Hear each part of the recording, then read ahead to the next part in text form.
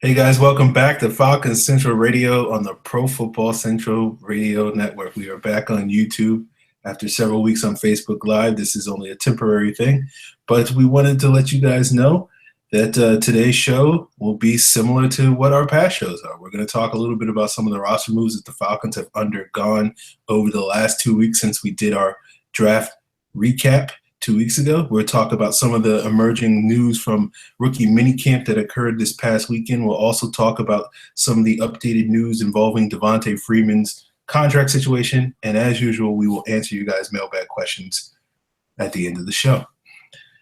All right, Scott, we got some roster moves to get through. A bunch of Real quick, Go. before we get into the roster moves, I'm sure people are seeing this whole LeVar Ball thing play out real time.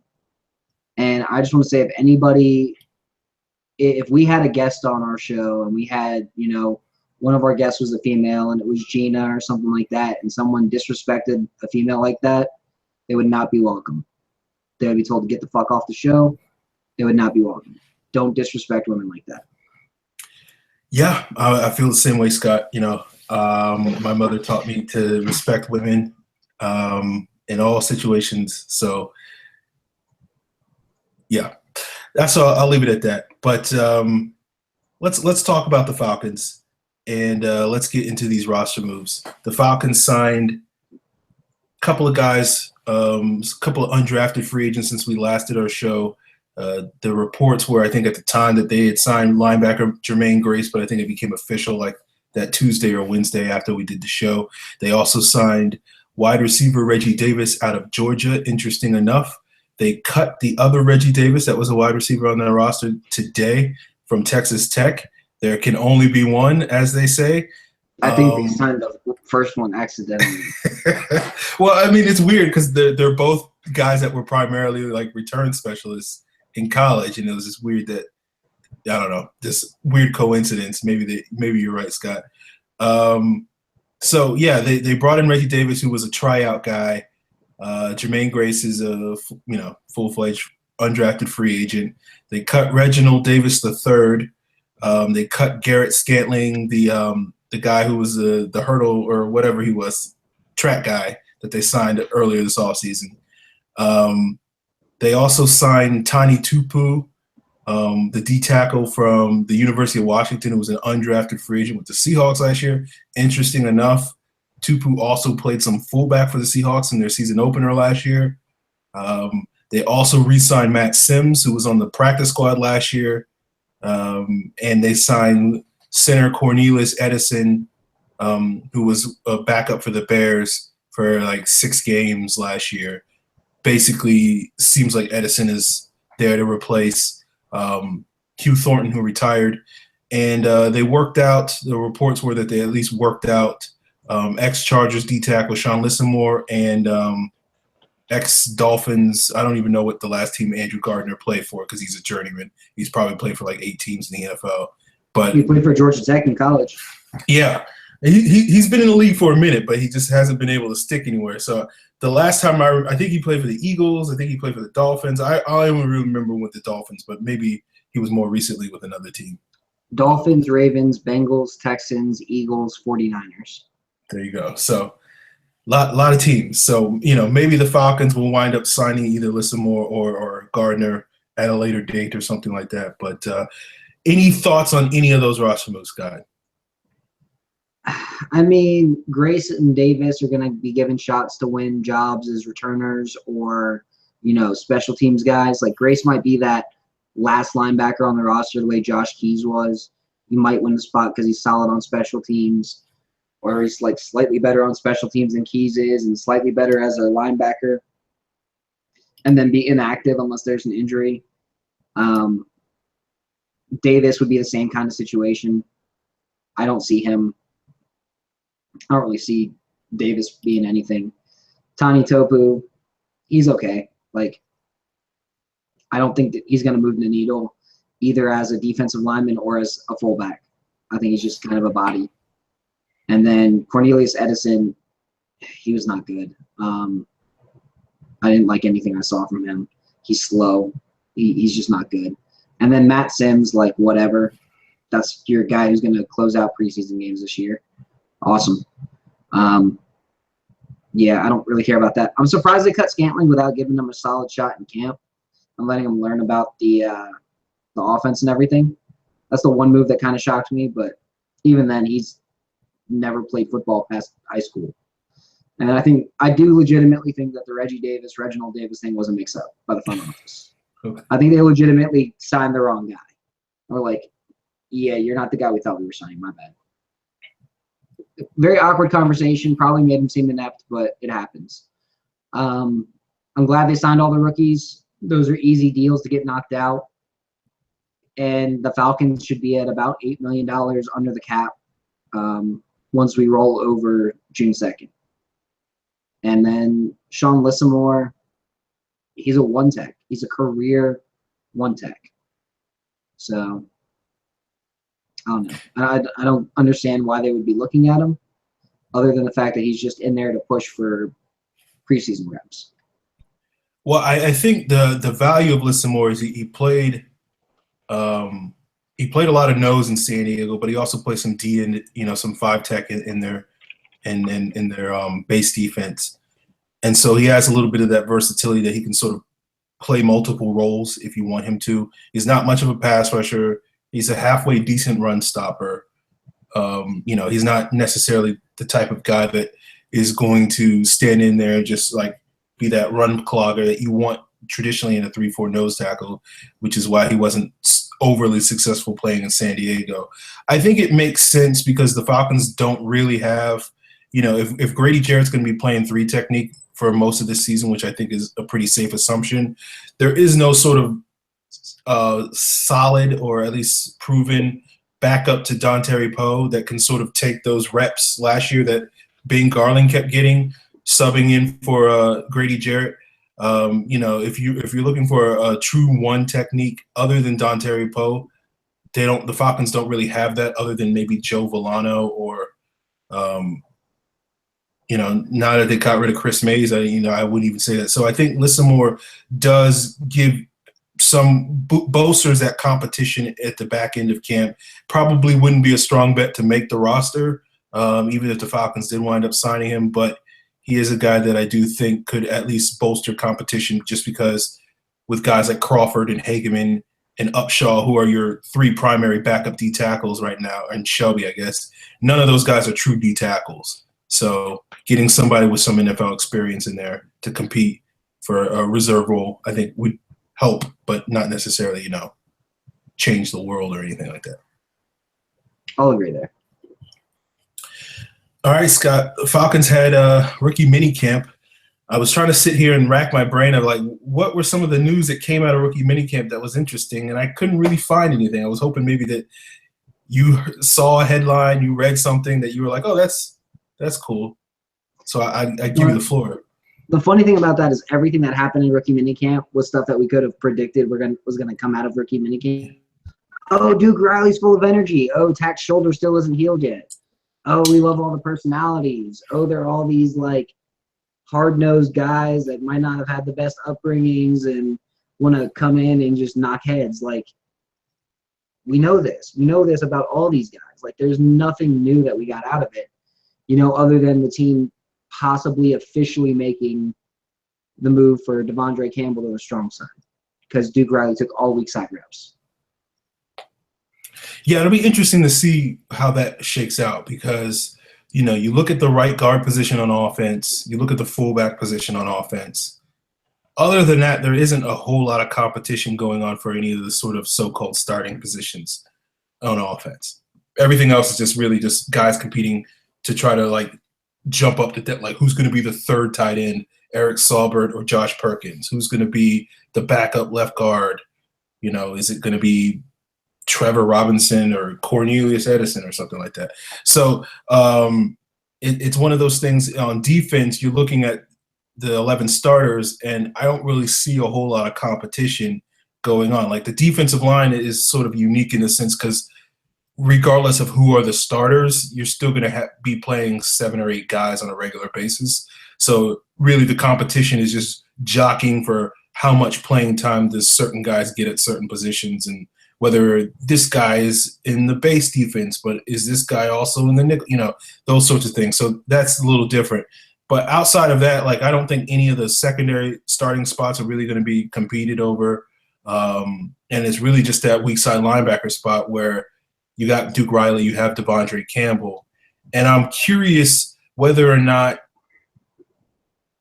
like, I don't think Duke Riley is a slam dunk to be the starter by week 1. I do think he has a good shot at being it. But I don't necessarily see the Falcons saying, we're just going to move Devonta Campbell to a strong side linebacker from the jump without having a competition there. That's kind of where I disagree just a little bit. I do think in the base, they've pretty much said, Duke, Deon, Devondre, y'all are in the base. That's your job, regardless. It's the fight over the nickel spot, I'll agree with. But, like, the base, I'm going to say they know that they want Duke on the weak side. They know they want Devondre on the strong side. They know they want Deon right in the middle. So that's why I'm like, I don't understand.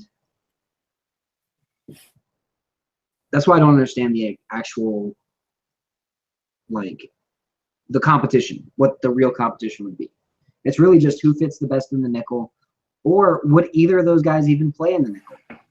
Could we see a situation where they just run a lot more dime with Ishmael out there? Or say, hey, it depends on the matchup. If this team's got a lot of really good running backs that we got to cover out the backfield, we're going to put Duke and Deon out there.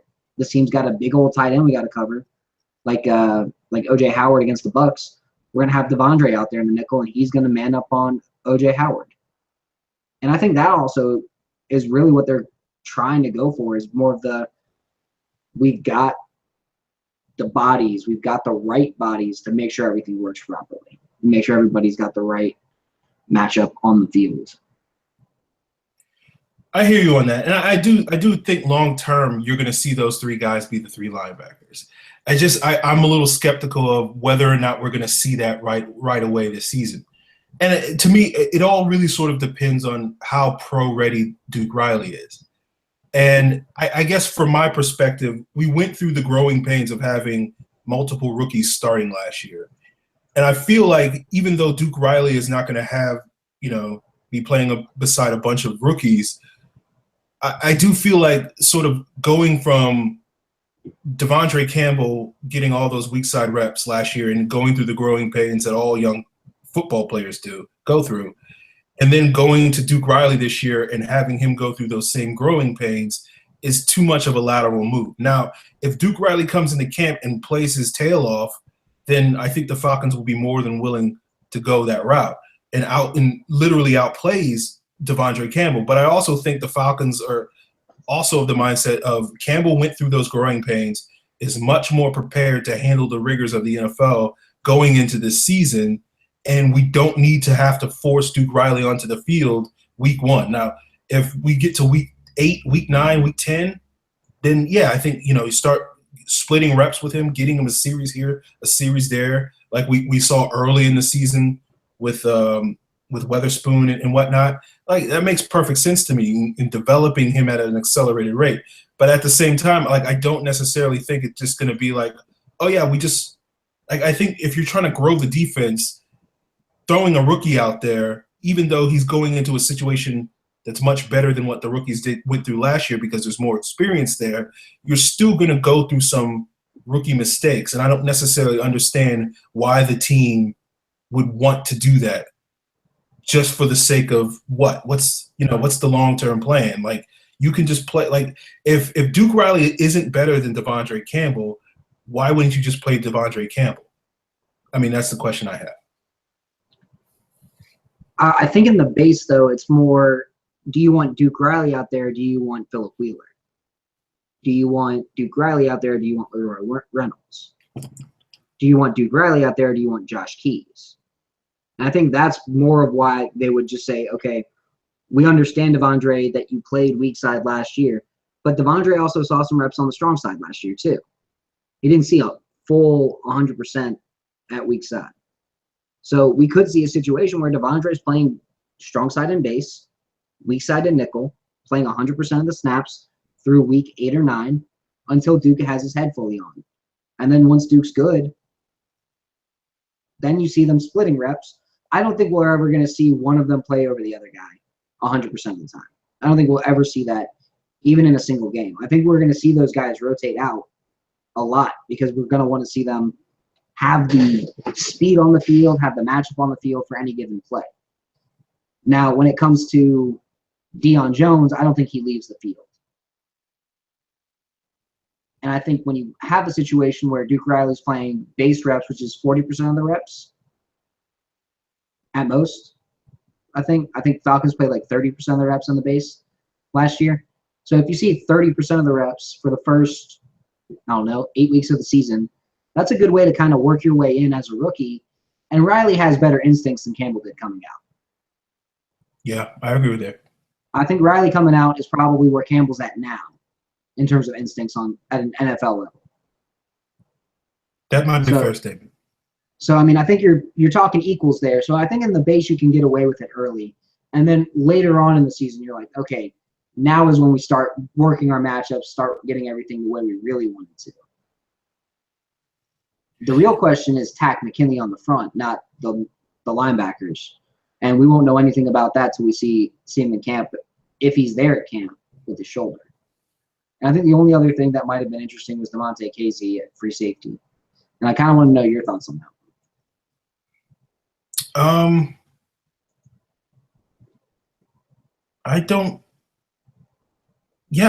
fine with it. Like, I don't think he's a long-term nickel quarterback. Like, to me, I haven't seen enough of Devonta Casey on from what I've seen of him at San Diego State. A great nickel corner. That he's going to be the type of guy that you're going to want, playing 60-some-odd% of the snaps. Now, I think in a pinch, because I think obviously Falcons, the plan, at least we all sort of think the plan is going to be, Collins is the third corner, and when Collins comes into the game in the nickel, Robert Alford moves to the slot. The concern you have to have with the Falcons at the cornerback position, and, we've debated this back and forth when people talking about how, cornerback's not a need. The one legitimate concern at cornerback was if Robert Alford gets hurt, all of a sudden you go from a great nickel corner to an okay one, And it's one of those things where it's like with Brian Poole there, like we know Brian Poole can get the job done. He's basically he was a good backup slot corner last year.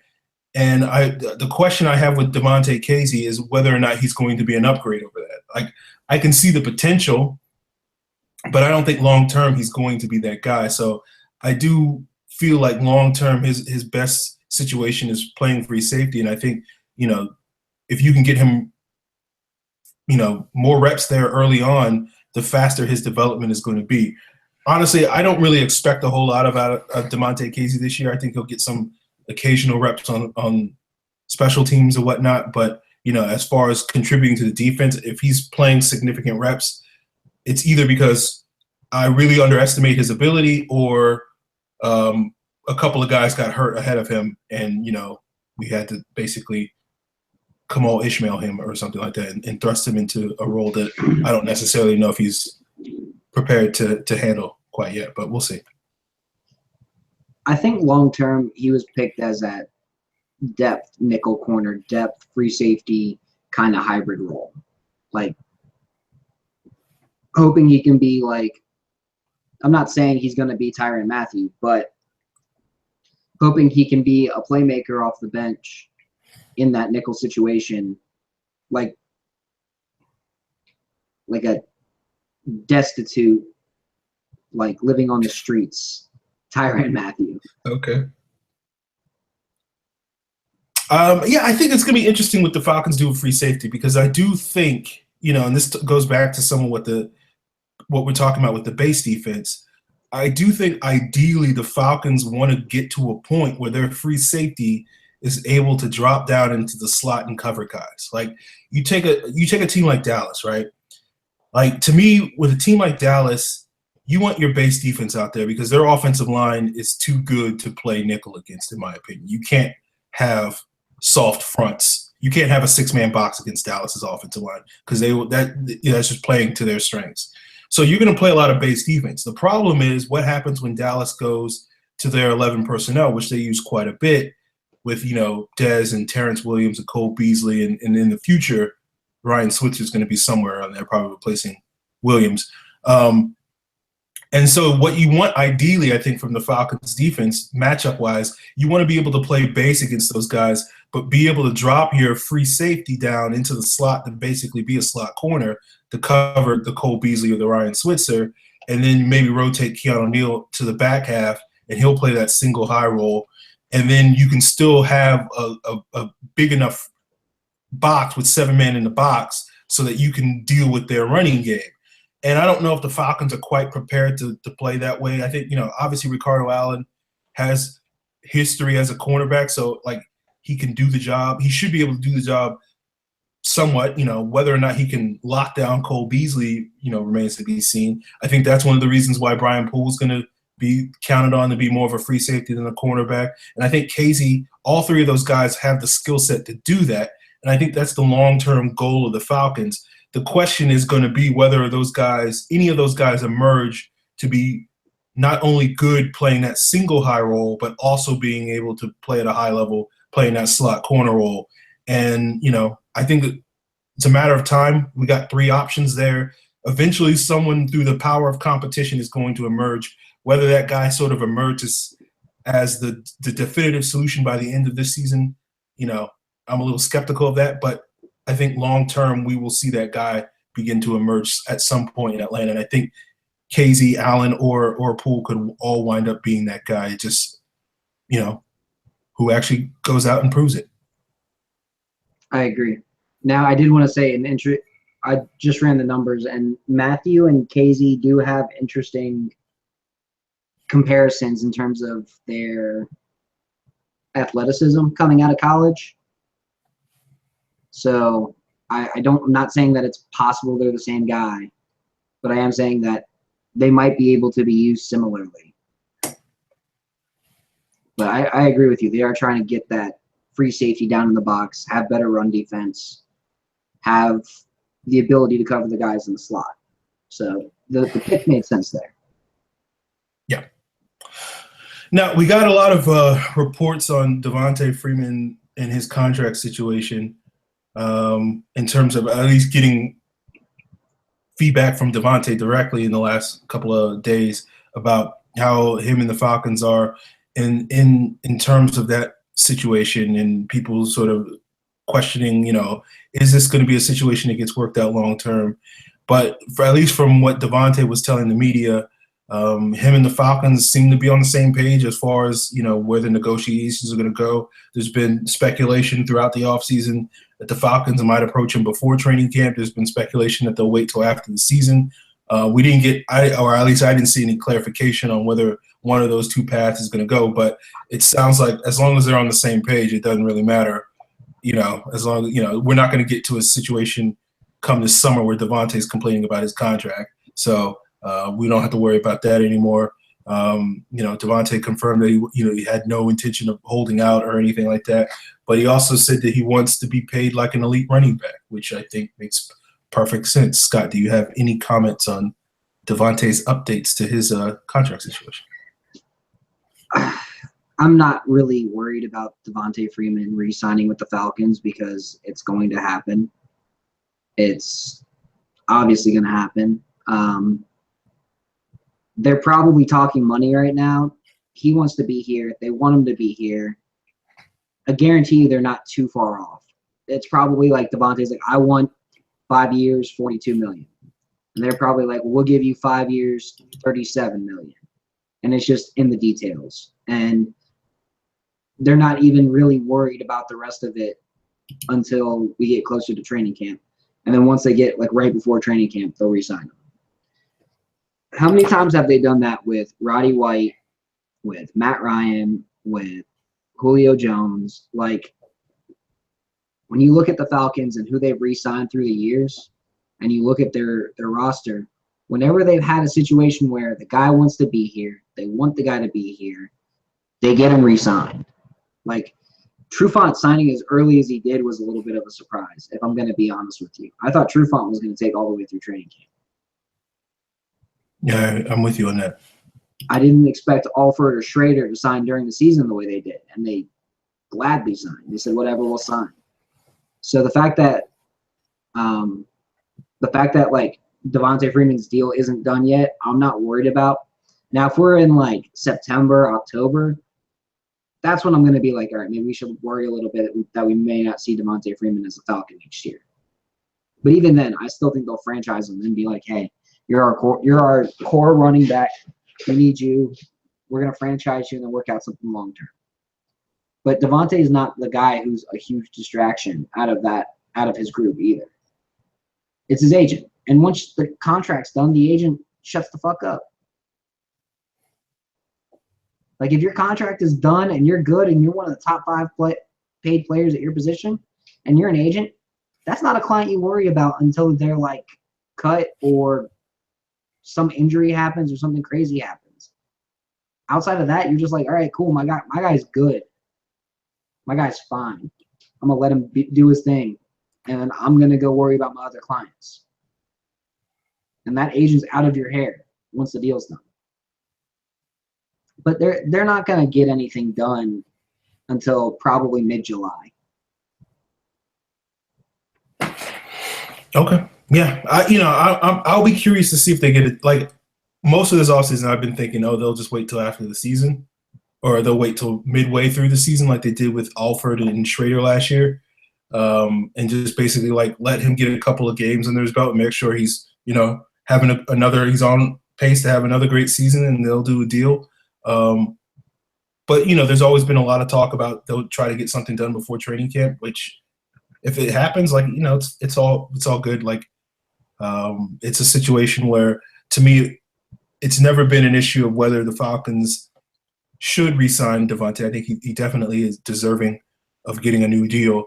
It's just a question of how much they give him and how much they structure it, in terms of sort of putting themselves in a great position to not be saddled, as they say, with like a 30-year-old running back that's on the decline, that's getting paid a lot of money, as so many teams have been saddled with that issue in recent years. So, obviously Devonta's still pretty young when he's like 25, 26. So, that is a long way off. So it's not something that needs to be too much of a concern. So, again, it isn't anything that I'm too worried about. So whenever Devonta gets his money, is good in my book. It's fine. Like, if it's August, if it's January, if it's March, either way, it's fine in my book. Okay, we got some mailbag questions, Scott. Let's get into them. All right, our first two come from Derek Hunter at D-Rock the Potty. They are some over-unders. Ooh. Apparently, Derek wants some fantasy football advice because he's throwing out these yardage and touchdown totals. All right, the first one is about the tight end position.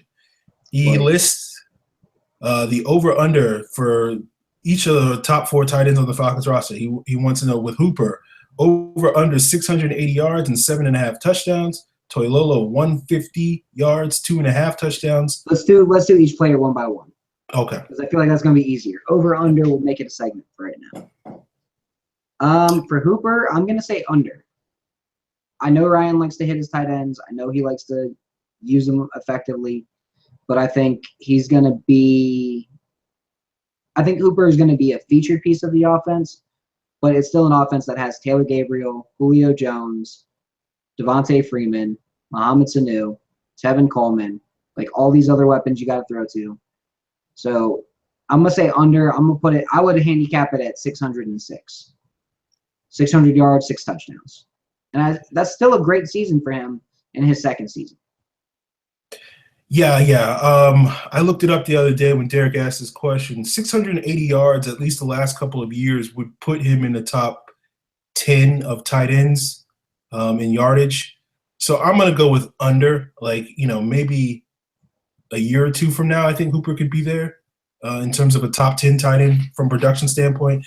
But I think because of how the Falcons' offense is structured, with the other players they have at the wide receiver position, with the weapons they have at the running back position, it's going to be real hard for especially a developing tight end like Austin Hooper to really sort of get those high production totals. maybe the touchdown thing, I'd probably go under on that, on 7.5 touchdowns as well, just because, again, I think the Falcons will spread the ball around. But, I think there's a little greater potential for him to get more touchdowns because he'll be more of a red zone target than necessarily a guy that's going to move the chains on a consistent basis between the 20s. So, yeah, I'll go under on Hooper. Next up is Levine Toilolo with 150 yards and 2.5 touchdowns. I mean, I'm going to go way over that 150, like probably 250 like he put up this past year. The Falcons are going to use a lot more 12 personnel, which means we're going to see a lot more of a 6'8", goofy-looking dude out of Stanford on the field. Until Sobert's ready, I think that's what we're going to have happen.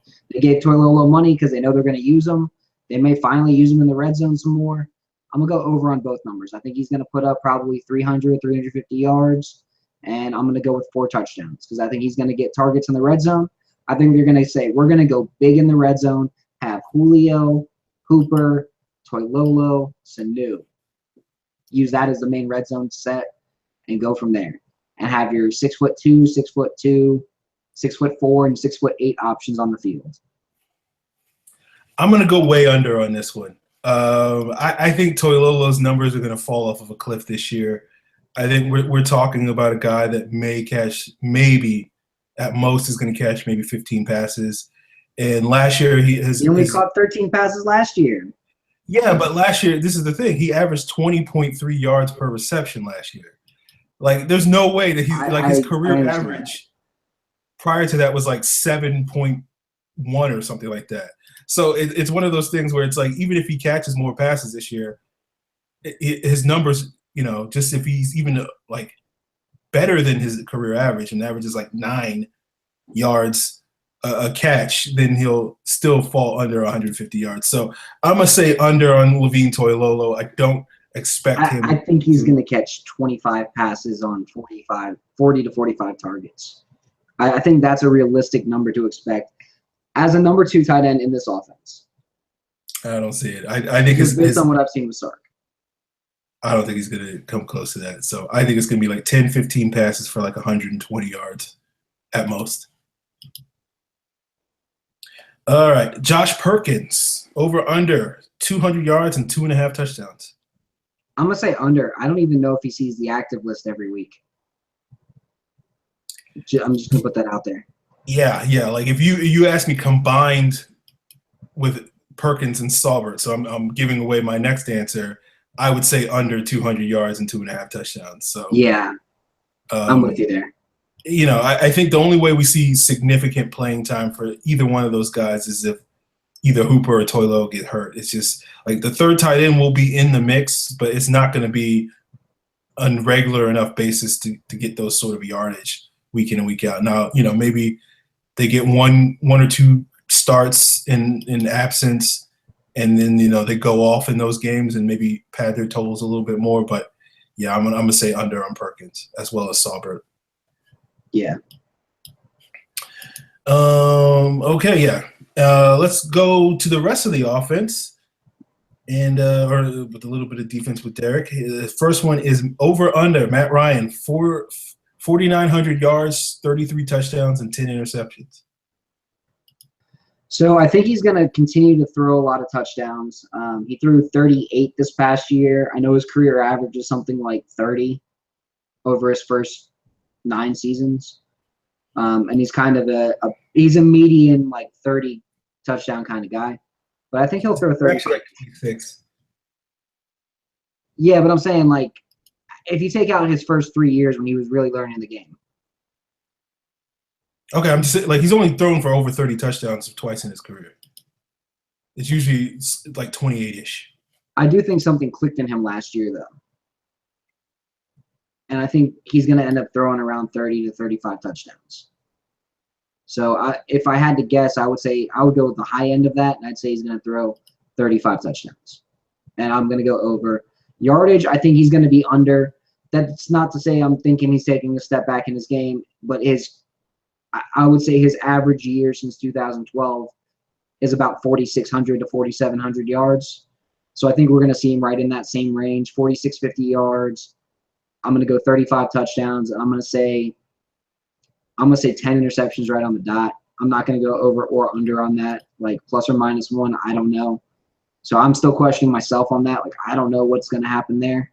But I would say you're pretty close to what I would say as his real projection. A little bit high on the yards, but the rest is right in line with what I'm expecting from him this year. A step back, but not a step off. Yeah, surprise to many people. I'm going to go under across the board. I think, Matt Ryan's numbers are going to look a little bit more closer to his career average this year than what we saw last season. That probably means something around, like 4,600 yards passing, or maybe probably more than that, maybe 4,800.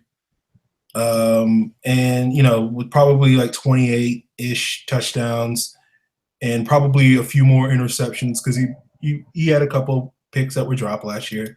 So law of averages sort of suggests that number will probably go up to about 12 or so. That's about what his average is most years, 12 and that's to 15. Still fine for a starting quarterback, 12 interceptions. Yeah, I mean, he's going to put up numbers. I just think last year is such a basically is such a far outlier for what he has been throughout his career that I just don't think it's likely that he's going to repeat that success level, especially with a new offensive coordinator. I know the scheme isn't changing, the system isn't changing, but there's always a learning process between offensive coordinator and quarterback, and I think you're going to see, some growing pains with that, and not just having that perfect situation like we saw last year where he had a historic season. So I think his numbers were going to look more like his career averages, which obviously are good because his career average, career passer rating was like 93, so it's not like his average numbers are bad or anything. So I'll go under across the board with, more interceptions. All right, next up we have Vic Beasley. Over under 15 sacks and 0.5 interceptions. So I think he's going to be under 15 sacks. I think he's going to be over 10, though. So I think there's going to be a slight regression in his sack numbers. I still think he's going to create a lot of pressure. I still think he's going to lead the team in sacks. I just think there's going to be a lot more sacks coming from the interior. When you got Dontari Poe and Grady Jarrett in there. Jarrett playing in the 3-tech looked great in the Super Bowl, and I think they want to see more of that. If you see Jarrett spike up to about 7 or 8 sacks and Vic go down from 15.5 to 12, you're still getting 20 sacks from those guys. The rest of the team will follow suit, and we'll have a lot of pass rush. I'm okay if he doesn't hit 15 sacks as long as he gets it done, as long as they get the pass rush in there. And interceptions, I'm going to go with 0 because I don't see him dropping into coverage very often. Okay. I'm going to disagree with you on that second point. I do think, we talked about Campbell playing that Sam linebacker spot, but I do think there's a decent chance that Vic Beasley also gets some of those early season reps playing that Sam spot. Because I do think he can drop into coverage. Because I think the Falcons have been so reliant on him generating all the pass rush that they've been afraid to do that last year. And I don't think now that they've added Tack, now that Claiborne's coming back, Brooks Reed has stepped up a little bit, Hageman stepped up, Jarrett's about to take the next step with Poe as well, so as well as Crawford and the rest, that I don't think they have to feel as fearful of occasionally dropping Vic Beasley into coverage.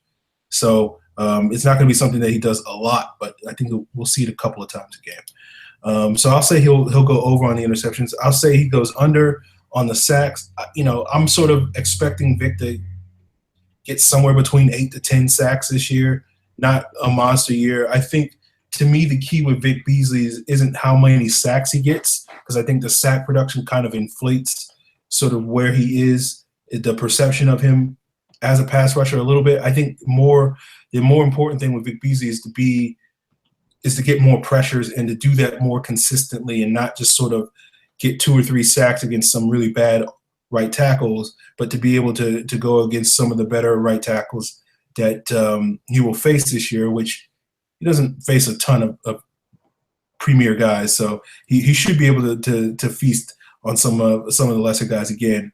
But it's going to be more consistent this year from week to week, as opposed to being a little bit here and not being a difference maker every week. And that to me is that next jump in his production. That was the jump that, and again, it's not fair to always compare these two, but, that's the difference between a John Abraham and a Vic Beasley right now. Like John Abraham brought John Abraham. John Abraham was John Abraham every week, and Vic Beasley was Vic Beasley probably about 5 or 6 times last year. But then the rest of the season, it was okay, but nothing special. But that happens. You're not going to expect him to be that refined every week guy just yet. Yeah, no, it's part of the process. That's what I'm talking about. It's part of his development process, and that's the next leap he needs to make. And I'm looking forward to see if he does make that leap. I expect him to this year, because I think the third year is always the pivotal year for pass rushers. I think so too. And I think if he gets 12 sacks and, he beats up on lower caliber guys for a minute, it's still fine. I'm not going to complain about sacks. I'm just saying, five of Vic Beasley's sacks last year were like cleanup sacks, and 5 of them came against Rob Havenstein and Tyson Braylow. And again, that's not a negative thing. It's just showing that he was able to sort of pad his stats somewhat against weaker competition. Now I want to see what we saw against Mitchell Schwartz in that Chiefs game where he beat him clean and got the sack strip. I want to see more of those plays and not, that was the only play he made in that game. And I want to see him be able to do that more consistently. And it's not trying to be critical of Vic Beasley. It's just saying that's the player that I think he needs to be in order to really take this defense to a different level. And I think he needed to gain some strength. And I think a lot of what he did his first 2 years was rely on speed. I mean, his first year, he was kind of running out there as a chicken with his head cut off, didn't really know what the hell he was doing, had a couple flashes. But I think once he realized he can rely on his speed, he needed to just build his power. And I think that's kind of what he's starting to do this year. He looks like he's bulked up a little bit. He looks like he actually is about 250 pounds now, which is a good set for him. So I don't know. He's always been bulky up top, so it's hard to tell from a picture of him sitting down how big he is, but we'll see. I think with Beasley, it's more about footwork and hand usage. I think he needs to clean those things up, and if he does, then he'll be good. All right, next up, over under Julio Jones, 99 receptions, 1,400 yards, and 8.5 touchdowns. Shit. So a lot more receptions than what he normally gets? Didn't he normally only get 85 catches? Prior to last year, he was getting 100 plus. Oh, that's right. No, I mean, I'd say a year like last year is what we should expect from him pretty much regularly. So I'm going to go under on the catches, 85 catches. I'd say 1,400 yards. I'd go a little over, 1,850. 8.5 touchdowns. They did say they're trying to feature him in the red zone more, so I would put that as an over too. I think we could see him have 10 touchdowns this year. I'll go over on the touchdowns. Yards. I'll probably go over on all 3. I'll go over. I think this is my expectation for Sark. I think offensive coordinators look at Julio and say he's really, really good. And I'm going to feed him the ball because he's really, really good. And so, as it has been the case with Dirk Cutter, as was the case with Kyle Shanahan his first year, and I think as will be the case with Steve Sarkisian, he's going to get overutilized quite a bit. He's going to go back to being that sort of focus centerpiece of the offense a little bit more this year than we saw last year, where, I think part of it was he was dealing with injuries, so they took their foot off the gas, and the other part of it was you got other players like Taylor Gabriel, among others, really sort of stepping up and carrying the load. And I don't necessarily know if those guys are in for the types of season that they had last year. So I think if those guys get a little bit off, then you'll see Julio sort of have to be forced to pick up the slack. So I think we'll see production more closely to what we saw in 2013 and 2014. 2014 and 2015 from Julio than we saw last year. Okay. You got a 20-minute segment, Derek, so I hope we answer your questions. All right, our next question comes from John at Leovani Lasada. Can Brian Hill catch out of the backfield? Yes and no. I mean, I don't want to be – what's it called? I don't want to be vague about it, but he never was really asked to do so in college. He's more of that, like, pound him up, run it right down your throat kind of guy. So I'm not seeing – I don't think we're going to see a lot of Brian Hill catching out of the backfield this year. Now, in the future, maybe. But this year, we're not going to see a lot of it. Yeah, he did not, I think he might have had something like 15 catches in his entire career or something like that. Yeah, he's not really a receiver out of the backfield. So, like, when he was asked to catch the football, he did do it competently. But there's, it's hard to sort of project where, I would say yes, I think he can catch the ball out of the backfield. The question is whether that will translate to him being a featured part of the passing game down the road. I don't know. I'd be skeptical about it, but it's not because I don't think it's possible. It's just, when you have guys like Freeman and Coleman, why would you ever throw the ball to Brian Hill? So like it's one of those things like that situation. So we'll see. Okay, Evan Birchfield about it too. Evan Birchfield asks, as well as Jelani234, they ask, what are your thoughts on Campbell being moved to the strong side? You have anything else to add that you didn't pick up earlier, Scott? I mean, it's basically, I think it's his best fit. There's really nothing else I can say about that. Like, I think it's his absolute best fit. Yeah, I mean, this was something I was talking about throughout last season, where I feel like with Campbell playing that strong side, I think if you take him what the player he is today, or at least what the player he is at the end of last season, you put him on the strong side, you don't have to develop him any further, and he can already be a pretty great strong side linebacker. I think the question with Campbell was always going to be whether or not he would take that next step at weak side linebacker.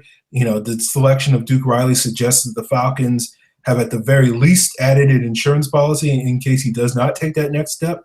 But I will be curious to see if he does take that step this summer and sort of seeing where his development is.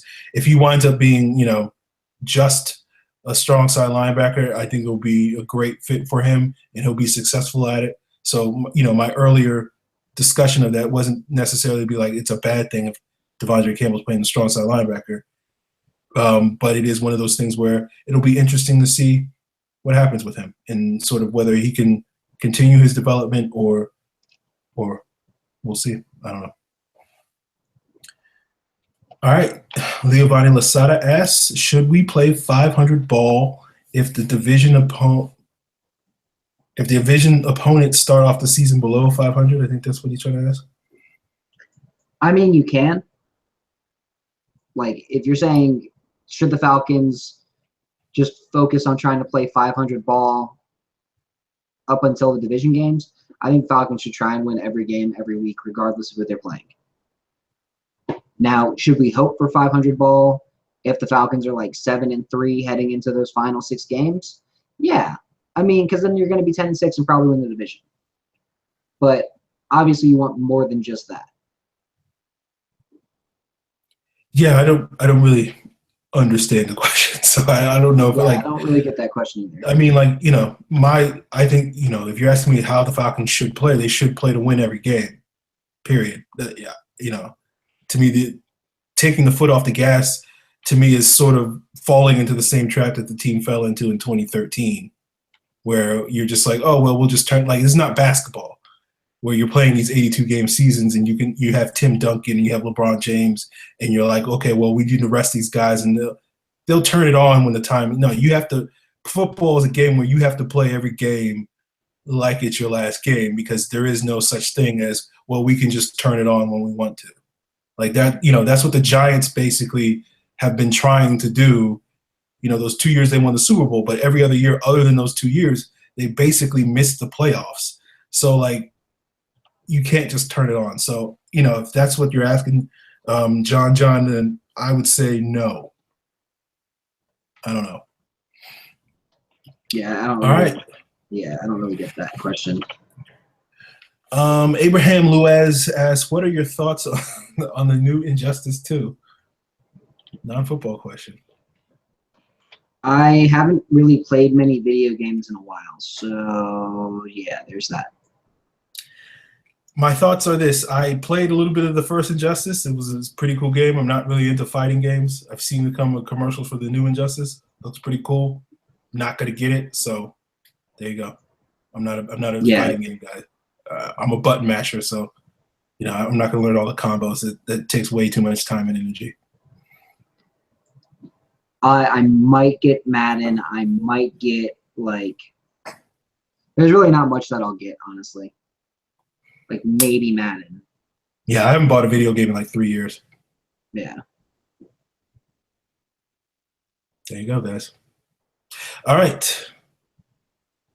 Oh, his next question was about asking the accuracy of that stat that Pro Football Focus put up that had Rashid Hageman as a top 5 interior pass rusher. Did you have any thoughts on that, Scott? In terms of his pass rushing efficiency or something like that? So I like Rashid Hageman. I've always said he should be a one technique, fighting inside. I think that's where he's at his best. And at the same time, I don't know. I get how they do it, and I do think it's an accurate stat. It doesn't really match up with film, but it's an accurate stat for how they calculate it. I think if he can continue to perform like that result-wise, and he does that as a rotation with Poe, I think the Falcons will have something there. But I think it's going to be a lot more reliant on Poe than him, long term at least. Yeah, I think the stat is pretty accurate because based off of how they do their measuring, they take how many snaps you played, how many pressures and hits and sacks and whatever you generated, and it's a divided by something, and you get like a pass rush efficiency. So I'm not shocked that Rashid Hageman was highly efficient as a pass rusher because he basically wasn't asked to be he only did it for half the season. So, and he was pretty productive during that half of the season doing it. So it doesn't shock me that he was highly efficient there. So, yeah, I don't have the numbers myself for my own film study to sort of say one way or the other, but yeah, it was pretty accurate, I guess. All right, next question comes from Evan Birchfield. He asks, what are the odds Freeney returns at this point? Not hearing a lot about him. As of right now, I'm going to put it at 0%, but it's very possible that he does come back, whether due to injury or whether they're saying, you know what, Tak's not going to be ready for the first 6 weeks. We might as well just have Freeney here and use him for what we can use him for, and then go from there. As of right now, I'm going to say 0% because I don't see him coming back because they drafted Tak. Yeah, I mean, that was sort of, I thought, the situation all along. It was one of the reasons why Freeney, I never really truly bought into the notion of Freeney coming back, just because I figured the Falcons wanted to upgrade that spot in the draft. And if they did, then there would be no real reason to bring Freeney back. Just to be different from Scott, I'll say it's, 1% chance that he comes back, just in case maybe, Tak has a setback or something like that. And the Falcons are like, oh, Tak's got to go into PUP, and he's going to miss the first half of the season. And we want to have another body there to help our pass rush in the nickel situation. Then I can imagine that situation of Freeney coming back. But again, 1%, I don't think that's likely to happen. So, yeah. All right, next question comes from Abraham Luez. Is this one of the most stacked depth-wise Atlanta defenses we have seen in a good while?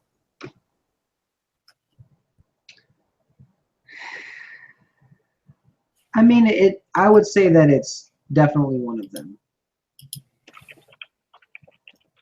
I would say that we might not have seen a defense with this talent. I'm going to go with since probably 1998. And I know that's saying a lot because that 1998 Falcons defense was ridiculous. But, like, that 98 Falcons defense where they had 4 guys up front that combined for, 40 sacks? You had Lester Archambault, you had Travis Hall, you had Shane Durnett, you had Chuck Smith. They had one of the best front sevens in the league. They had Cornelius Bennett, one of the best weak side linebackers in the league. They had Jesse Tuggle, one of the best middle linebackers in the league. Andre Crackett was breaking in, and he was playing solid. They also played Keith Brooking, their first-round pick, later on in that year. Then they had Ray Buchanan and Ronnie Bradford, one of the better corner combinations in terms of making plays. The only real hole in that defense was strong safety. William White sucked. And then in the Super Bowl, Eugene Robinson got caught with a prostitute the night before, doing something stupid. But I'd say it's comparative to that defense. Yeah, I mean, depth-wise, if you're just talking about like the backups and whatnot, I can't think of a better defense that was deeper than this one. Just because we have, we don't have stars in our backup spots, but we have a lot of solid NFL players. And to me, one of the hallmarks of the Mike Smith teams was that they weren't very deep most years at a lot of positions. And fortunately, we never really had to deal with major injuries for the most part during those years. So it never truly got exposed outside of maybe 2013 and 2014. But, I would say certainly from a depth standpoint, this is one of the deepest rosters that I can remember the Falcons, defensive rosters the Falcons have had in a very, very long time. Maybe one of those Mora teams, maybe, but like maybe that 06 team, maybe.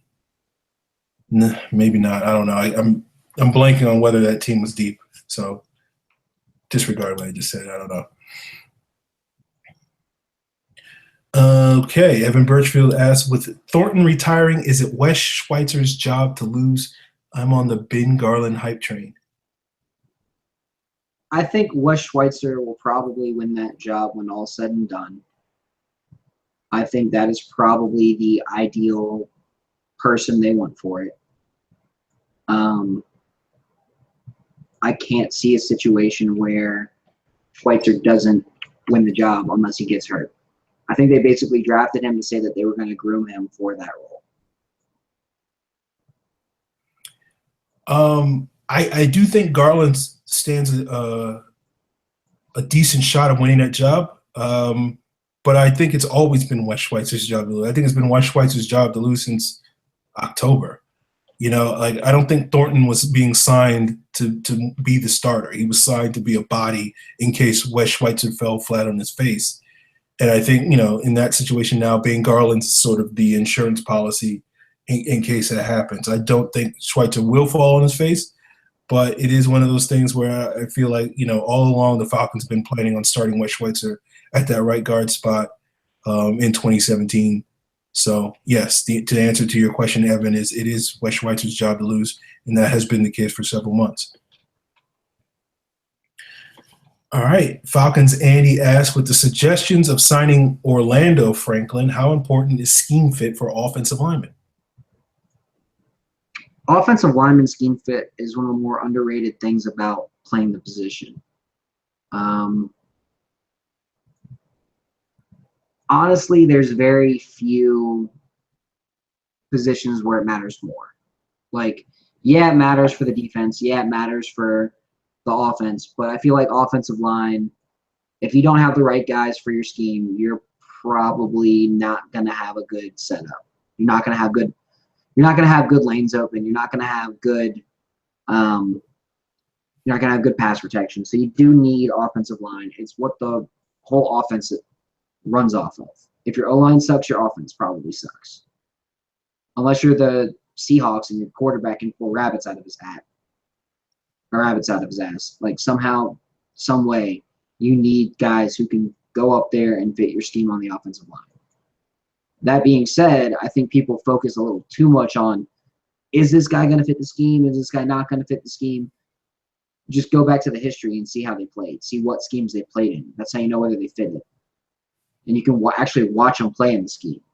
Now, I don't know if the Falcons are going to run as much outside zone as they did, just because Sarkisian in the past has been more of an inside zone kind of guy than an outside zone kind of guy.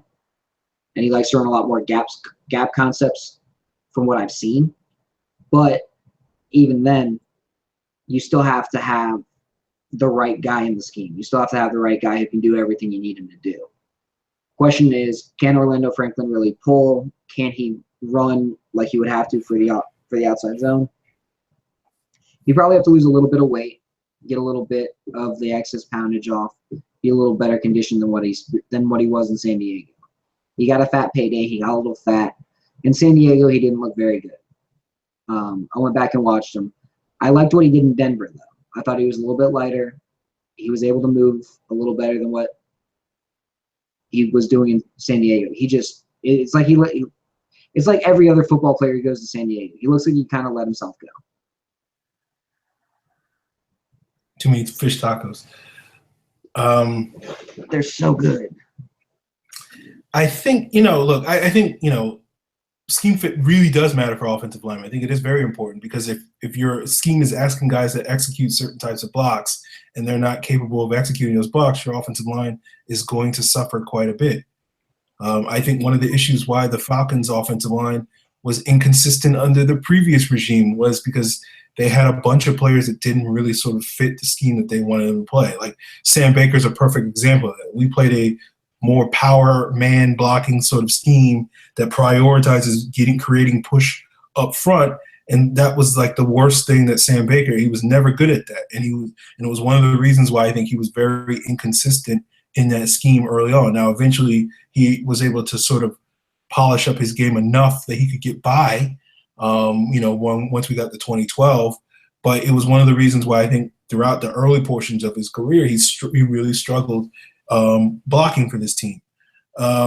So it is one of those things where I think it's very important. As far as Franklin, and I remember Scott and I were debating this 2 years ago when Franklin was a free agent, before he signed with San Diego. I don't think he was a great fit in our outside zone scheme. He played in a zone blocking scheme in Denver, but that's more the Kubiak style scheme, which doesn't prioritize quite as much, movement and really getting outside those tackles. When you have when you have running backs like Arian Foster, you can sort of get away with some of those bigger zone, the Brandon Brookses of the world and the Orlando Franklins of the world. I don't necessarily see this Falcon team under Sarkisian doing anything to change the running scheme. I think the whole notion of the Falcons running more inside zone this year, I think is made up. I just don't see why they would change their scheme, at all. Like, just Devonta's great at it. The offensive line is great at it. The only question mark is whether Schweitzer is going to be great at it. But based off of last preseason, it wasn't a matter of movement skills. It's just a matter of him improving his hands and his awareness enough to run the scheme. So I don't see the Falcons changing their scheme, their running game one bit. I think the changes that Sark is going to bring to the table is going to be to their passing game more so than their run scheme. But we'll see how that shakes out. So for me, Franklin was a player that I thought was okay in Denver. Wasn't really a big fan of signing him 2 years ago. Not really have seen nothing over the last 2 years to make me think I should change my stance on that this year. So I would pass on that dude and give Schweitzer a shot. And if he struggles this year, then you move on. It's no big deal. It's a 6th-round pick. Like, no big deal. Like, I'm not saying move on. I'm not saying move on like cut him, but I'm just like saying you just go out and sign someone that's better or draft someone that's better. It's not going to tank the Falcons' offense if Schweitzer's bad this year, which I don't think he will be. But, I think people are worrying way too much about that than they need to.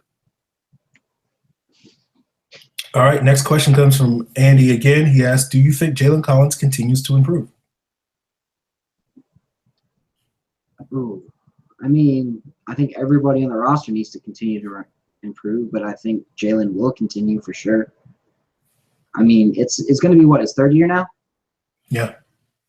As every NFL draftnik will always say to you, your first year, you get glimpses. Your second year, you kind of see what the guy's going to be, once he gets a little bit more refined. Your third year is where you see what exactly the guy is as a pro. What the guy is in his third year is what he's going to be for his entire pro career, basically after that. With a couple of exceptions, of course. But like a great example that a lot of guys love to point to is Roddy White. His first year, he was bad. But you saw flashes where you were like, God damn, this guy could be so good once he gets his head together, once he gets everything in the game. And then his second year, you were like, God damn, he's got flashes, but he's still got to put it all together. And then his third year, he had Joe Horn smack him around a couple times and say, get your shit together, dude. And then he finally got his shit together, and he has fans talking about him like he's a potential Hall of Famer now. So I think they got the right guy, and I think he's going to do very well here. And I think that's what's going to happen with Jalen Collins. I think his third year, he may not be a potential Hall of Famer, but people are going to be like, all right, well, he was solid he was kind of bad his first year at times, if we're going to be honest. They were like, he's a rookie. We do see some flashes. Like, he flashed in the Bucks game. You're like, all right, well, he's got this flash. If he can just harness that every game, he'll be good. His second year, we're like, all right, well, he's pretty solid. He's a solid number 2 guy, is what he looks like right now. He looks like a solid right side cornerback. Like, I would start him at right corner next year in every nickel package, period. And just have Alford or Trufant play the slot. And then this year, I think we're going to see, hey, he's that good number 2. He is a good number 2 corner. The Falcons are lucky that they've got 2 good number 2 corners and one of the top 5 corners in the NFL on their roster. And I think that's what we're all going to think after this year. And then we're going to go, wait, well, we've also got all these nickel guys we can throw in, and we've got all these free safety / nickel types like Brian Poole and Ricardo Allen and DeMonte Casey on the roster. What are we going to do with them? I don't know. Match up and dime. Have guys available. Have depth. Like, I don't see anything wrong with having depth. I think that was the biggest issue with the 2012 roster. There was no depth. Guy went down, team was fucked. Now, guy goes down, got a guy that you're just as confident in. If Trufant or Alford or Collins goes down, I feel comfortable that DeMonte Casey can play in the nickel and that the other 2 guys can play outside. I feel confident that Brian Poole can play in the nickel and the other 2 guys can play outside. I feel confident that C.J. Goodwin can play the dime. If Ricardo Allen goes down, I feel confident that, Niesman or Casey or Poole can play the free safety. Keanu Neal goes down, I feel confident Kamal Ishmael can play strong safety. We don't have that kind of depth at linebacker yet. We don't see it yet. We might have that kind of depth on the defensive line, though. At end, you got basically Tack and Vic, and then you got Brooks Reed and Jack Crawford as your rotational guys, and Claiborne. Inside, you got Poe and Jarrett and Claiborne and Shelby and Crawford and Bolano and Hageman. Like, you got a whole bunch of guys that can do something and that have strengths that you can take advantage of. We haven't seen a roster this deep for the Falcons in a long time. And on offense, like at wide receiver, you've got Julio, yeah, but say Mohamed Sanu goes down. You still got Justin Hardy you can plug right in there. Say Taylor Gabriel goes down. I still feel confident Andre Roberts can play in the slot. Or Andre Roberts can play outside while Sanu's in the slot. Like, I feel confident in the Falcons' depth. And I haven't in a long time. The only questions that I have on offense are right guard, rightfully so, and then tight end. Will Austin Hooper continue to progress? But I think they've got the talent on the roster this year. Okay. As for Jalen Collins continuing to improve, I expect him to continue to improve, but I do think there is reason to be slightly skeptical because this to me was the big knock on Jalen Collins coming out, which was, does he do the little things?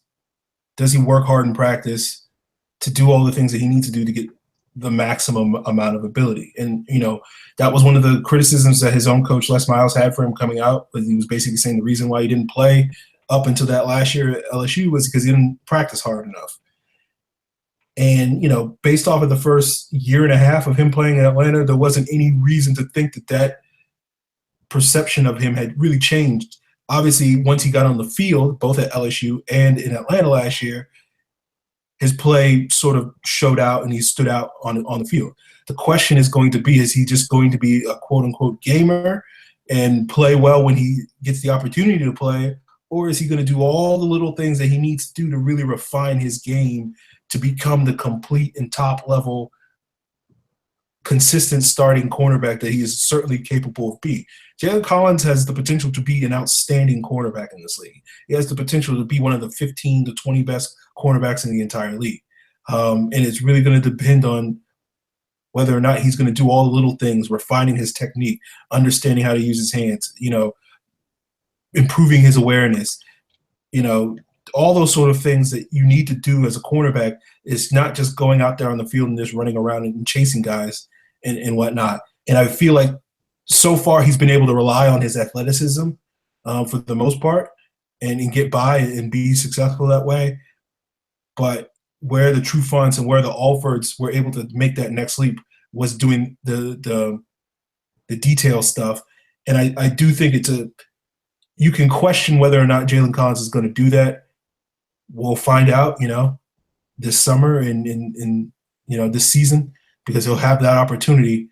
I'm hoping that the mentality of this locker room, any sort of concerns that may have existed prior to last year have been eradicated. So I think there's reason to be optimistic, but I do think there is room to question it slightly. All right. Abraham Lewis asks, will we see any Justin Hardy emerge in a bigger role? I don't know. I think Justin Hardy is one of those really tough, really hard to figure out kind of players where you want to see him in a bigger role, but you've got all these guys ahead of him. You've got Julio, you've got Sanu, you've got Gabriel. Where exactly is your number 4 wide receiver going to see more than like 25 to 30 targets?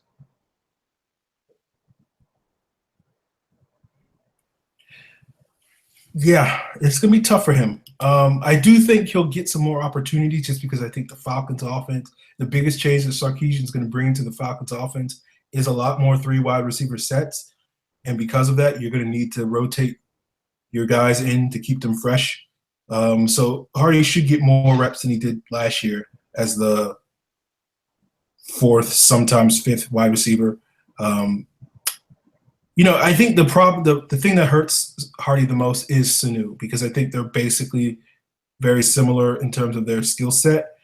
And this was something that, or at least I talked about, I wrote about last season, going into last season. It was difficult for me to imagine a situation where an offensive coordinator could be able to maximize both of those guys in the same offense just because they basically fill the same niche.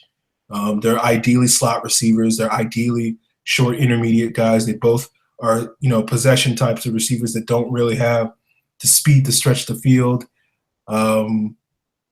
They're sort of, Justin Hardy, I think is, some might call him a poor man's Mohamed Sanu. And it's going to be hard. If you're going to be able to maximize Sanu's ability, then it's going to be hard for you to do the same thing with Justin Hardy and vice versa. So, I'm a little skeptical whether or not he gets a bigger role, at least something that we look at and say, oh, man, Justin Hardy really emerged this past season, unless, a guy like Sanu or unless a guy like Gabriel gets hurt and gives him that opportunity. But I certainly think he's capable of doing it. But, it's just a question of whether he'll have the opportunity to do so. Next question.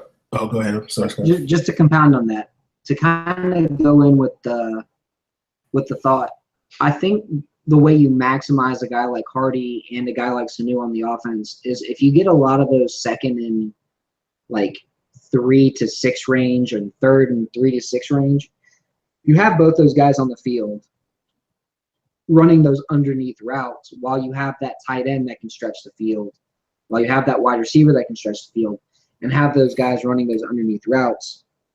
So you got at least a little bit of redundancy, and you don't just have one guy going over the middle or one guy going underneath trying to find an open hole, and you give your quarterback another target in that range just to kind of move the chains. Like, obviously, you set up the big shot, but then you just have those guys underneath. And it's tough to have 3-4 guys who are like that on the roster, which is why I'm glad they did bring in Andre Roberts and kind of let Aldrick Robinson go, because I think Andre's more of an intermediate to deep guy. I know you disagree with me on that, but I think he's more of that intermediate to deep guy in this offense. Okay. Like 10 to 20. I think he's a 10 to 20 yard route guy more than anything else. Where Hardy and Sanu are those 5 to 15 yard route guys. That's fair enough. The drags, crossers, and stuff. All right. Abraham Lewis's next question is any update on Derek Shelby? No, not at all. Yeah, sorry. I think we'll see what he is when we get to training camp. He should be healthy enough to practice once training camp starts. I question whether or not he'll be healthy enough to practice before then, but it's going to be whether or not he's on a pitch count, so to speak. Once we get to training camp, that'll be the question, I think. But until then, I don't know if we're going to get a real update. All right, next question comes from Andy at Falcons. Andy, who do you think will be the team captains this year? Dude, I have no idea. I don't even really care. Well, now Paul Warlow's not there, then it's a huge void that the Falcons have to fill there. If I was guessing, I think the league allows you to have like 6 captains, and the Falcons sort of rotate week in and week out. I guess if you're trying to pick if you were saying that picking who the permanent captains would be, my guess would be offense. The 3 best options would be Matt Ryan, Julio Jones, or Alex Mack. Special teams, I guess, would be Matt Bosher now that Eric Williams is gone. I don't know, since he plays every special team snap, so it makes more sense for him to be the captain.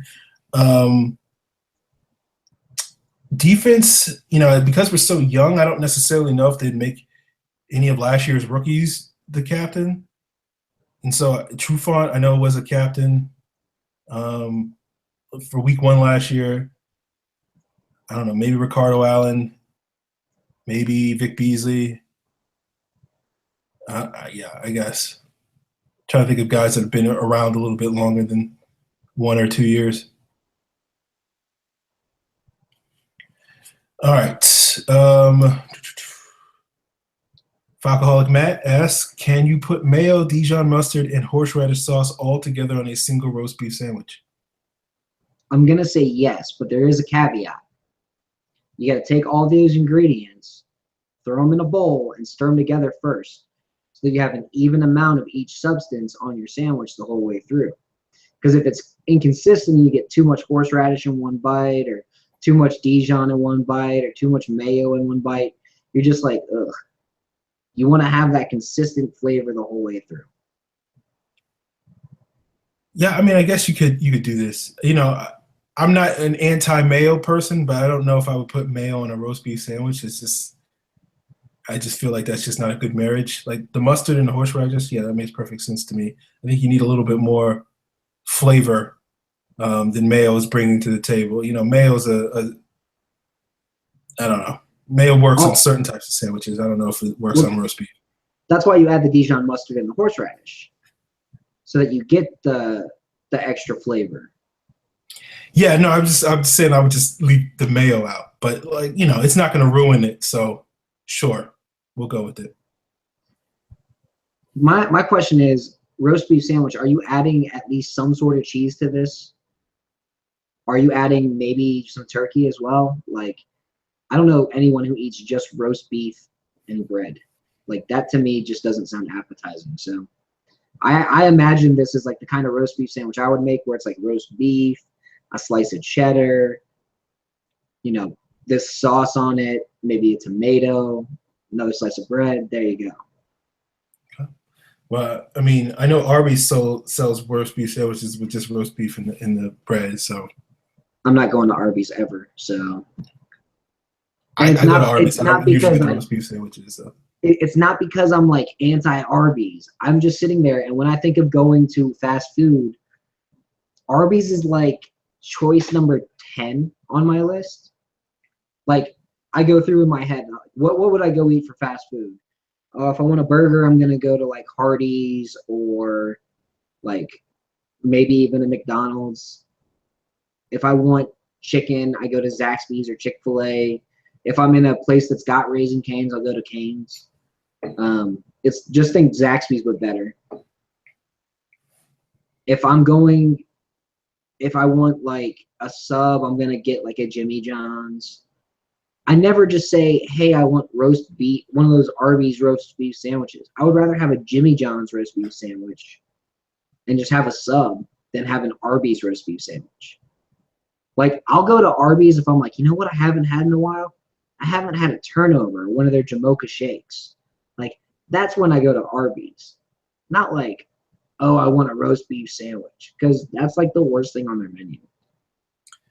I don't disagree with that take. When I go to Arby's, I go to Arby's quite a bit. There's one not far from my house, and I go to Arby's way more than I go to, say, like McDonald's or something like that. That's the other thing. There's not an Arby's near me. Like, the closest Arby's is like 5 miles away, and I'm not driving 5 miles away when there's a Zaxby's 100 feet away. Fair enough. Yeah, but I would certainly say that the roast beef sandwiches at Arby's is not what's drawing me to Arby's. They have a lot of other stuff that I think is much better. But, there you go, Matt. You got us to talk 10 minutes about roast beef sandwiches. Congratulations. It was more like 5 seconds. Okay. All right. Next question is from Jelani234. Which position groups, whether offense or defense, has the most or lowest depth on the team? So I think you could easily say that the wide receiver group and the cornerback group are probably the deepest on the team. And I would say that as far as the lowest depth, I'd say offensive line probably has the least amount of depth, because at swing tackle, you're looking at probably a rookie. If not, you're going to have Kevin Graff, who might as well be a rookie. You've got Ben Garland inside as your depth guy, and then you've got whoever wins between Cam Kaiser, Sean Harlow, Trevor Robinson, Travis Averill, Robert Leff, like all these randos for that last spot. So you really don't have much to work with there. You've got a lot of guys who were good in college. I will say that. I wouldn't be shocked if Leff and like Kaiser got a spot. I think Knapp is going to be the one that ends up winning the swing tackle role. So you're going to have a college free agent at swing tackle. You're going to have a college free agent probably on the practice squad for your backup guard spot. You're probably going to have a college free agent like a Will Freeman or a Daniel Brunskill on the practice squad for the other tackle for practice. I think you're going to have Harlow and Garland, and your game day roster is going to be Matthews, Levitre, Mack, Schweitzer, Schrader. And then Garland's going to be your game day guard center, and you're going to have Nate as your swing tackle. And I think that's basically how it works. And I think that's offensive line. Now on defense, I think the least depth is at linebacker. You got Jones, Campbell, and Riley. They're good. They're fun to watch. You got Leroy Reynolds, good special teamer, solid potential depth at middle linebacker. But outside of that, who else do you have? Christian Tago, Josh Keys, like Jermaine Grace. There's not a single name out there at linebacker that you're like, oh man, I'm excited about this guy to play linebacker if someone gets hurt.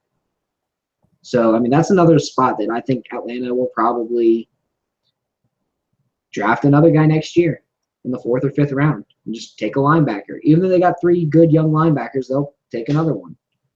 And I think we'll see the next year. They'll do it again just because you can never have enough good young linebackers. If I was team building, I would always take a guy in the secondary, a guy at linebacker, and a guy on the defensive line every single draft. And I would always take an offensive lineman, a combo guy that's at like a tight end, fullback, bigger receiver like that. Or no, not a combo guy like a tight end, a running back, or a fullback. And then I would take a wide receiver every draft. If I had full scope, or a quarterback, one or the other. Now this year, Atlanta didn't need wide receiver or quarterback, so they took a tight end. They took 2 combo guys. That still works. But you need to get a pass catcher. You need to get a guy who can run the ball or throw the ball. And you need to get a guy who can block in every draft. And then you need to get a guy who can rush the passer and stop the run. A guy who can play linebacker and play some special teams. And you need to get a guy in the secondary every draft. That way you can at least have depth. And that's how you build depth in those spots. Okay. I would say, good depth, wide receiver, Scott said. I think running back is now very deep with Hill and Ward backing up Coleman and Freeman. I think the depth on the defense is good across the board, even though it's probably a little less at the linebacker position compared to the D-line and secondary. I do think having Kamal Ishmael and Leroy Reynolds back there and potentially Duke Riley does give you a solid depth at that position. It's just not quite as good as the other 2 spots on the defensive side of the ball. So, I think offensive line is really the only spot on the roster where I'd be questioning the depth. I know tight end, they have bodies there, but I don't know if any of those guys are quite to the level yet. If Hooper went down, that you'd be comfortable starting any of those guys and asking them to do what Hooper can do in this offense. Tololo's fine in a role, but, being a full-time starter, I don't know. Saubert, I think, can get there eventually. I don't know if he's going to be there this year. And the same thing goes with Perkins. So I would say offensive line and maybe tight end would be the 2 spots on your roster where you'd be the most concerned depth-wise. Okay. I am Jamel, asks, how much does Devonta Freeman deserve? I think 5 years, $40 million. If you had to ask, like, I saw a projection the other day from Over the Cap. They were saying 31/4, which is about 7.75 each year.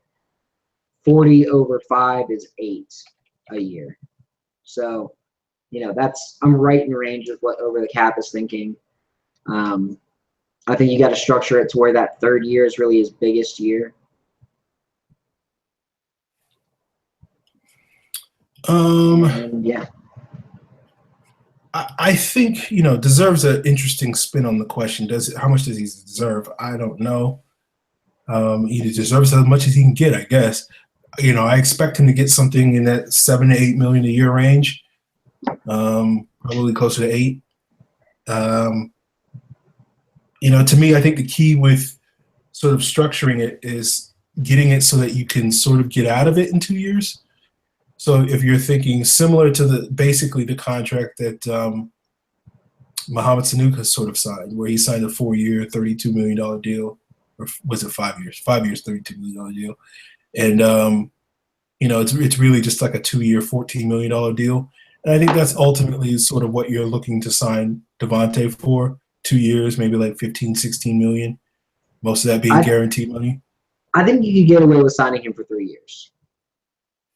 Well, I think my personal opinion is I think the Falcons, you sign him for a 2-year deal. You potentially might resign Tevin Coleman for a 2-year deal. And you just basically make the decision to push your decision on terms of making a long-term – I know a lot of people talk about how the Falcons are going to have to make a choice between Tevin Coleman or Devonta Freeman in the very near future. And one of them, they can't keep both of them. I don't think the Falcons necessarily believe that. I think they proved with the whole Trufant-Alford situation that they can find a way to keep both guys on the team. It just depends on sort of what money they're asking for, and that remains to be seen. But it's one of those things where I don't feel like they as an organization necessarily need to tie themselves to one guy long term. They can just basically, this decision that people think they need to make this year or next year, they can basically punt that decision to like 2019 or 2020 if they re-sign both of these guys. So. Well, and here's the thing. Running backs fall off the table normally at the age of 28. Their production goes down. There's something that happens at the age of 28 that you just lose a lot of athleticism in the NFL, at least for running backs. I don't know if it's so much of it's all the hits they take. I don't know if it's just something you see a huge production decline at that age. So why not have both guys sign through their age 27 seasons at fair market value, where you can get out of each contract after 2-3 years. And if they're at fair market value 2 years in, you're good. If they're still fair market value, they're still producing, they're heading into their age 27 season, you let them do it. And then at age 28, you don't proactively cut them, but you keep them on the roster. And if Devonta Freeman gives us 1,000 yards rushing and 400 yards receiving every year for the next 5 years and plays his contract out, it's worth it. If he gives us that for the first 3 years of this deal and then falls off a cliff and gives us like 700 and 200, then you look at moving on. But I think you got to keep him as long as he's produced. Okay. And I think you got to do the same with Tevin Coleman. Because Tevin Coleman is basically what Darren Sproles or Reggie Bush were with the Saints, and the Saints let those guys go because they're stupid. Okay. All right, guys. That is it for our show. Yeah, okay. So you guys know what to do. If you want to get your questions answered on our mailbag, you can use the hashtag Falcons mailbag. You can tweet at the show at FalconsPFC. I am at FalcFans on Twitter. Scott is at Carasik S. You can check out our archives at ProFootballCentral.com. Check us out on YouTube. We will be back in 2 weeks, and probably we'll be on Facebook Live and YouTube as well. So you guys can stay tuned there. We'll keep you guys updated on that. And, yeah, I think that's it. Did I miss anything, Scott? Oh, yeah, subscribe to us on iTunes. Subscribe to us on Stitcher, whatever. Yeah, give us a rating and review on iTunes as well. That helps more people find the show. And I might be a little more tan next time because I'm going on a nice cruise to the Bahamas while Aaron's going to be sitting back home. I'm going to be on a boat in my swim trunks and my flippy floppies.